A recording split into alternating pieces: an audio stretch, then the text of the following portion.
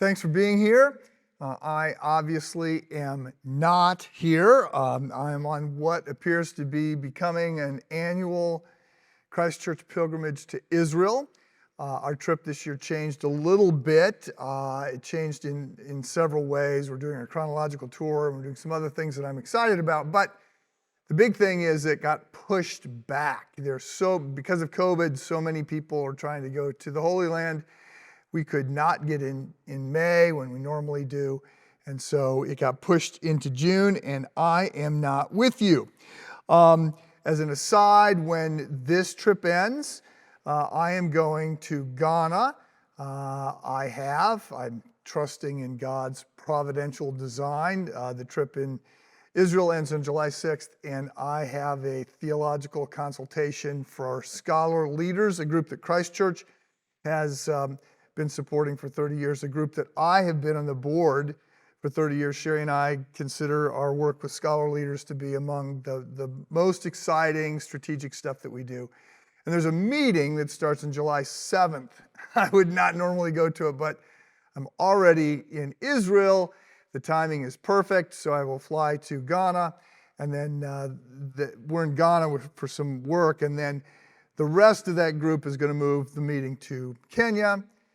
But I'm going to stay to visit the two churches that we have planted that I've not visited since COVID, and also to visit Kuve, where we made hundreds of thousands of dollars of investments over the years. So all that aside, I am traveling. I'm not with you, but I'm very glad that you are here, and I just want to offer a few words of encouragement and oversight about what is going on and challenge us, as always, to be the church that we are called to be, to lean more fully into Jesus, to lean more fully into the commands of Jesus, the Great Commission, the opportunities that we are given to be part of His work in this world.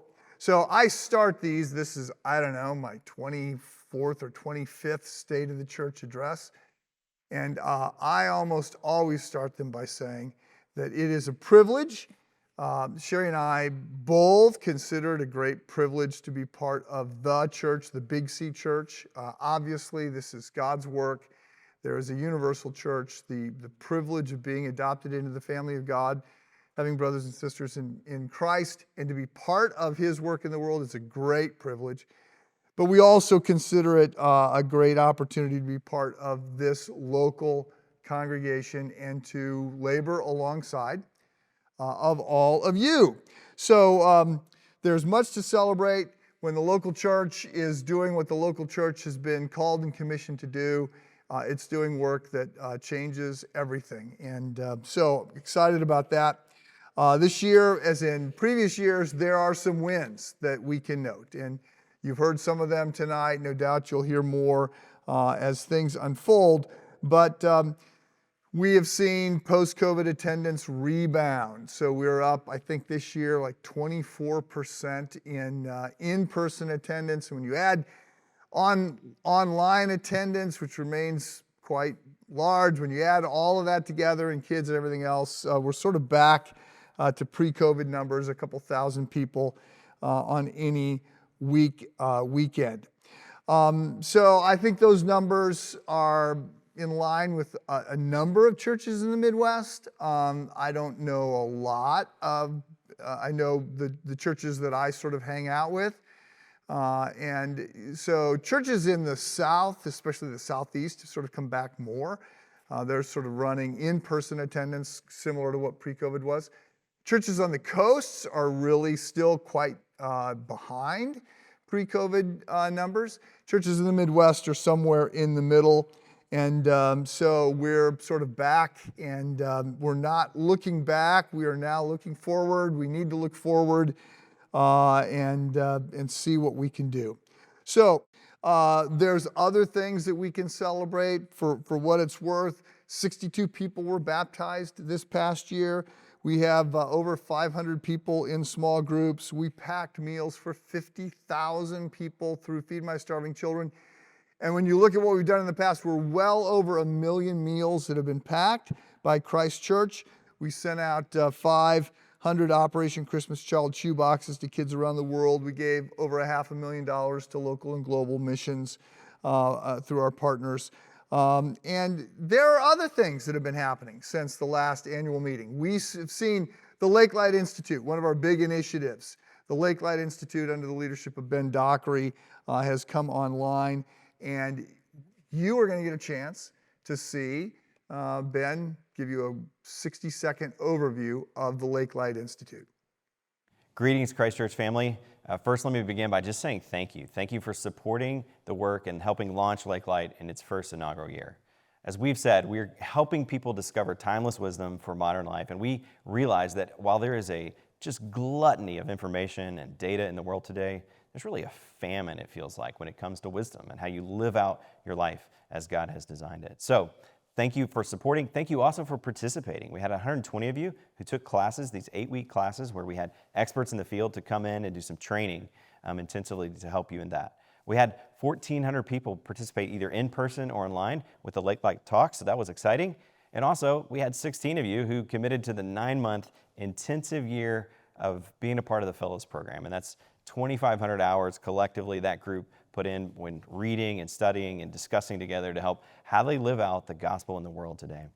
In each case, we are hoping that people grow in wisdom. So thank you for supporting and helping launch. There are ways, if you didn't get to participate, you can participate in the next year.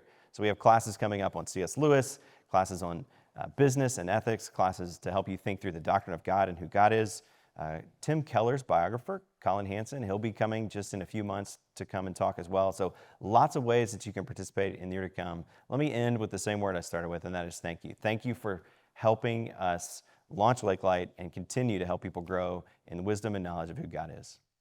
In addition to Lake Light, we have another big initiative, another 501c3. You know about this one. It's Renew Communities. David Weil has been providing point leadership for this for the last 10 years. David used to be an executive pastor, is now still on staff at Christ Church, but he is fully focused on Renew Communities and the good work that's going on there in North Chicago.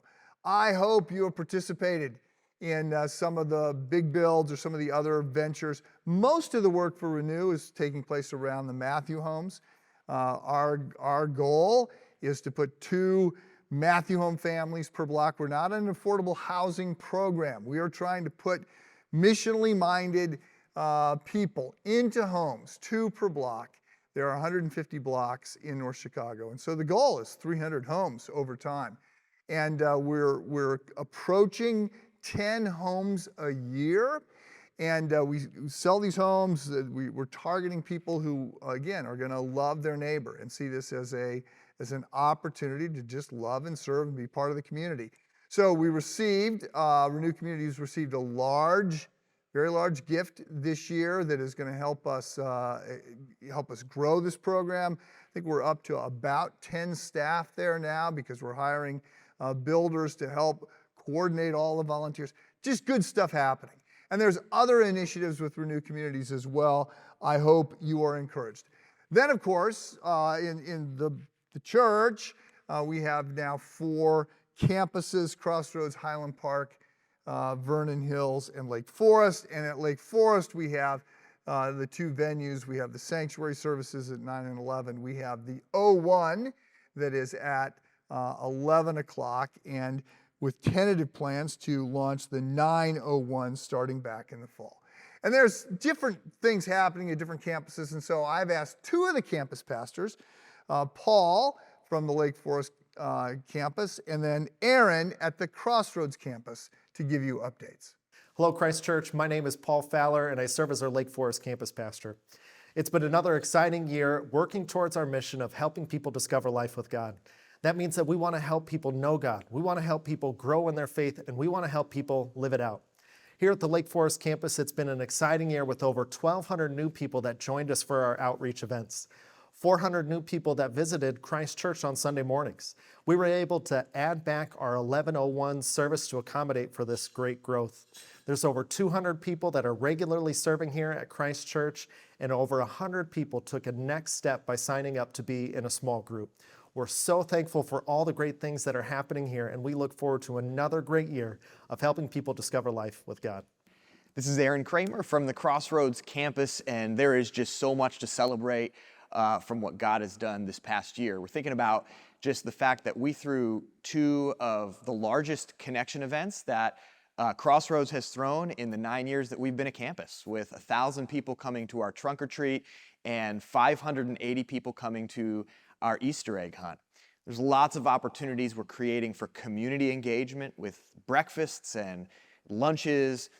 We also want to celebrate Awana, which is a children's ministry we host that had over 100 children involved, 40 volunteers, and often was at maximum capacity. We also just love to see our building used. Most nights of the week, we've had a recreational opportunity, basketball or pickleball. We're engaging a lot of young families. We're so thankful to host things like the Mothers of Preschoolers, which is called MOPS, at Crossroads for young moms with preschool children. We're excited to have also brought on several new staff members this year. Our worship director, Paul Langford, and then Kate Gleich, who's been around for many years, is now full-time leading several key ministries. And then Connor Flo, who leads our senior high ministry, is now our pastoral resident. And all of us at Crossroads look forward to the ministry year ahead. There are other things going on. As I record this, we have short-term mission teams out down in the DR through Shag, and Cove is getting ready to head out. Men's ministry has been taking new ground this year. Women's ministry has been exploding under the leadership of Judy Cole and Jill Carter. We have teams working on sort of refining our engagement pathway and strategy. We just have finished up a school year that saw lots of people, a waiting list at times to get into the Awana program at the Crossroads campus. Our communications team has been doing a lot with our digital strategy and seeing that grow and expand in terms of the kinds of things that we offer and the number of people accessing them. The Justice Center is going on, the Hogs program, St. James, Holy Smokers. And by the way, we sort of joke about the Holy Smokers, bunch of mostly men cooking meat, but it's not just that they're doing this at church events. So far, twice they have been at PADS, which is sort of the homeless program here in the area, cooking for people who are struggling. So there are reasons to be encouraged. Of course, there are challenges, because there are challenges in our lives in this broken world. And so there's always people who are struggling, whether that's struggling because of addictions or struggling because of mental health issues, struggling in marriages, estranged from children, cancer, and other things. I think, again, I've been here for 25 years now, and the church, as society in general in the U.S., the church has grown older. And so we're seeing more challenges as we age. We're seeing the challenges that are sort of endemic in the state of Illinois with its unique challenges. There are tensions in society which do not stop at the doors of the church. And those are something that I'm very alert to and frustrated by, but we are going to find our unity in Christ. There is a growing I see and feel and watch our staff in small groups interact with a growing number of people who are struggling with mental health issues and depression. Some of our ministries, such as CARS, is lagging. I think evangelism is harder. I look around and try to be, again, alert to the unique challenges of this moment. I remain very bullish on the church. Jesus said the church would prevail, and it has been prevailing for 2,000 years. And G.K. Chesterton famously said, there have been three big moments in history where supposedly the church was going to the dogs, and he said each time it's the dog that died, not the church. So I remain very bullish on the Big C Church and very bullish on Christ Church. So, what's next?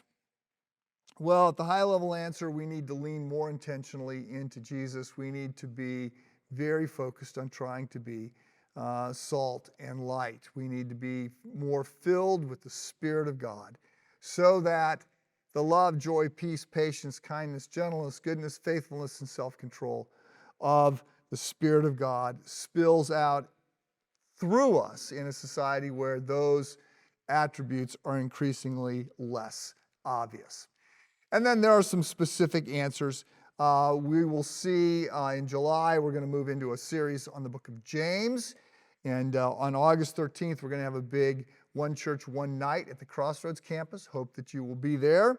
And that'll sort of be a visioning time, visioning weekend, and be marked by baptisms and food, the Holy Smokers.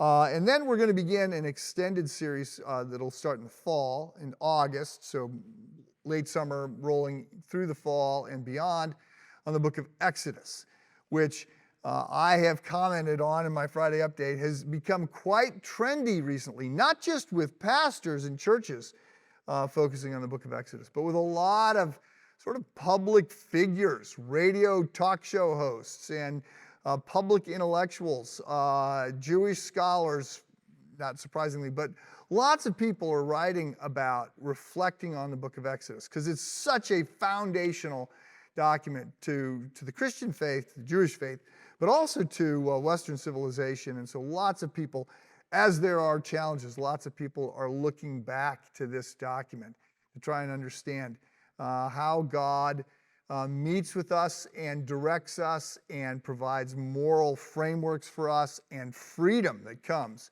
through obedience for Him. I'm very excited about the series that's going to start in Exodus. So, once again, greetings from the Holy Land, and I look forward to being back next year for our annual meeting. God bless you. Thanks for being here. Have a good night.